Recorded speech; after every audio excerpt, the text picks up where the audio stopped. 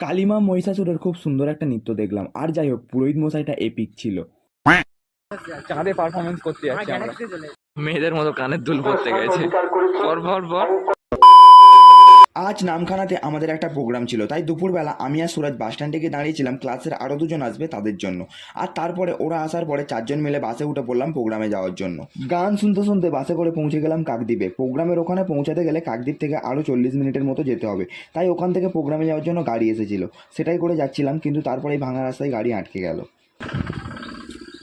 কি যে হচ্ছে সুরাজ, কি হবে? কোথায় যাচ্ছি আমরা? আমরা চাঁদে যাচ্ছি কি চাঁদে? চাঁদে পারফরমেন্স করতে যাচ্ছি আমরা। ফাইনালি আমরা প্রোগ্রামের স্পটে পৌঁছে গেছিলাম, আর প্রোগ্রামটা ছিল মা মনসার পুজো উপলক্ষে।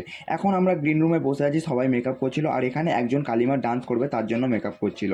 আর এই পারে সুরাজ কি করছিল দেখো। মেয়েদের মতো কানের দুল পড়তে গেছে। পর পর পর এই দেখো হাতে কানের দুলটা। হ্যাঁ, এবারে ঘুরবি তো।